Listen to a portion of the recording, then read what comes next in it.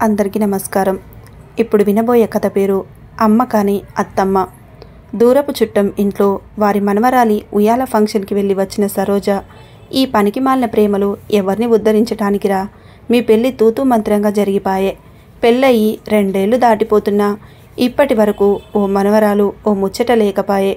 మొండి వెధవలా తయారయ్యాడు నా ప్రాణానికి, ఛీ అని కొడుకుని తిడుతూ ఆవేశపడిపోయి ఆయాసపడుతూ గుండె నొప్పి తెచ్చుకొని నీరసంగా కూలబడిపోయింది సరోజ. అత్తమ్మ అంటూ మేనత్తకు గుండె నొప్పిని తగ్గించే టాబ్లెట్ తెచ్చి ఇచ్చింది మల్లిక. నాకొద్దుపో అని టాబ్లెట్ని వాకిట్లోకి విసిరేసింది సరోజ. తల్లి తిట్లు, మరదలు మరియు భార్య కూడా అయిన మల్లిక కంగారు చూస్తూ ఉన్న హరీష్ లేచి వచ్చి, టాబ్లెట్ వేసుకోకుండా నన్ను ఓ సాధించిపోస్తూ ఏంటి నీ డ్రామాలు, ఇష్టం లేని పెళ్ళంతో ఎలా సర్దుకుపోగలను, కోడలు కావాలన్నావు, బలవంతంగా నా చేత 3 ముళ్ళు వేయించావు, అది చాలదన్నట్లు ఇంకా నీ గోల మనవరాలు కావాలి, మనవడు కావాలి అంటూ. మనిషికి ఓ మనసు ఉంటుంది, ఆ మనసుకో ఇష్టం ఉంటుంది అని కూడా తెలియదా నీకు అని గొడవకు దిగాడు హరీష్ తన తల్లి సరోజతో. వెంటనే మల్లిక హరీష్ను పక్కకు లాక్కెళ్ళి, నువ్వాపు బావా, పెద్ద నీతిమంతుడిలా మాట్లాడకు. ఆ రోజున నీ ఫ్రెండు పెళ్లిలో నువ్వు ప్రవల్లిక మీ ఇద్దరు కలిసి చేసిన ఘనకార్యం నేను అత్తమ్మకు చెప్పేసేదాకా తెచ్చుకోకు.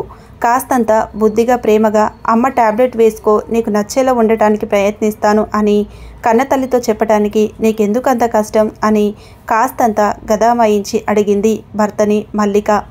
అత్తమ్మ పడుతున్న అవస్థను చూడలేక అది విన్న హరీష్ నాగస్వరానికి లయబద్ధంగా ఊగే నాగుపాములాగా మల్లిక మాటలకు విలువిచ్చి తల్లి చేతికి మరో టాబ్లెట్ తెచ్చి ఇచ్చి, అమ్మ మందు తిను, ఊరికే నొప్పి తెచ్చుకొని ఎందుకే బాధపడతావు, కాస్త ప్రశాంతంగా ఉండరాదుటే అని స్నేహంగా చెప్పాడు తల్లికి. పెళ్లికి ముందు తనను ఎంతగానో ఆకర్షించిన ప్రవల్లికతోనే తన జీవితం అంతా అనుకున్నాడు హరీష్. ఏ బంధాలకు కట్టుబడి ఉండలేని మనస్తత్వంతో తన సంతోషాలను తాను వెతుక్కుంటూ వెళ్ళిపోయింది ప్రవల్లిక. ప్రవల్లిక కోసం పిచ్చాడయ్యాడు హరీష్.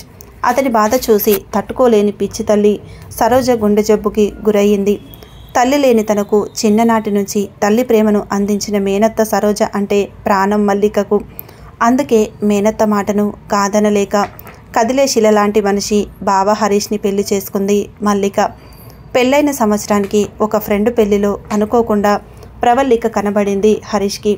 అంతే, పరిసరాలను మర్చిపోయి పక్కనే భార్య ఉన్నా పట్టించుకోకుండా ప్రవల్లిక నడుం చుట్టూ చెయ్యేసి నడిపించుకుంటూ వెళ్ళి తన కారులో ఎక్కించుకొని 1 గంట వరకు ఆచూకీ లేకుండా పోయాడు హరీష్.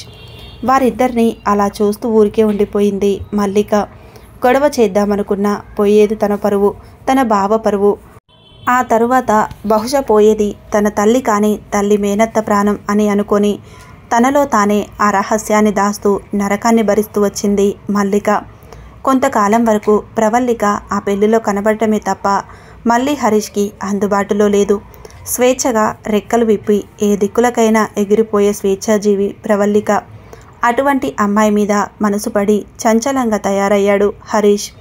ఎన్నోసార్లు ఉద్యోగాలు ఊడి తన తిండికి, సిగరెట్లకు, తాగుడికి డబ్బులు లేక తల్లి దగ్గర చేయి చాచక తప్పని పరిస్థితి హరీష్ది.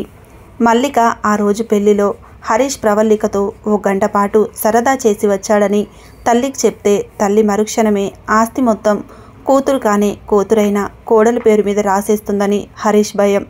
ఆ భయాన్ని అతని రహస్యంతో ముడిపెట్టి తాత్కాలికంగా అయినా మేనత్తను సంతోషపెట్టాలనే ప్రయత్నం మల్లికది.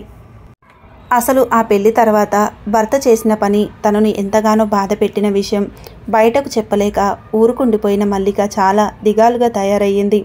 అది గమనించుకున్న మల్లికకు అమ్మ కాని అమ్మ అత్తమ్మ సరోజ కోడల్ని అడగగా ఒకరోజు ఏడుస్తూ బయటపడిపోయింది మల్లిక. పెళ్ళయి భార్య స్థానంలో ఉన్న తనకు ఈ మానసిక నరకం ఏమిటి, ఇలా ఎన్ని రోజులు అని అది విని తాను బాధపడిన సరోజ, అతని ఆ రహస్యం నీ వద్ద ఉన్నంత వరకే, ఈ మాత్రమైనా వాడు నీ మాట వింటాడన్నది గుర్తుంచుకో. నాకు అసలు తెలియనట్లే ఉంటాను. నువ్వే వాడిని అనువైన సమయాలలో నీతో బాగుండేలా మలుచుకో. తప్పదుగా, మన మనిషి బలహీనతలకు బానిసగా తయారైనప్పుడు మనము కొన్ని విషయాలను మనకు అనుకూలంగా మార్చుకొని వాడిని మనిషిగా చేయక తప్పదు. ఒక బిడ్డకు తండ్రిగా అయిన తర్వాత అయినా వాడిలో ఒక పరిణితి మొదలవ్వచ్చు అని నా ఆశ అంది సరోజ.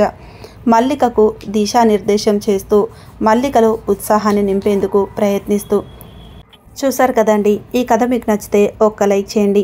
కథపైన మీ అభిప్రాయాన్ని కామెంట్లో తెలియజేయండి. కొత్తగా ఎవరైనా చూస్తున్నట్లయితే ఛానల్ సబ్స్క్రైబ్ చేసుకోండి. Thank you.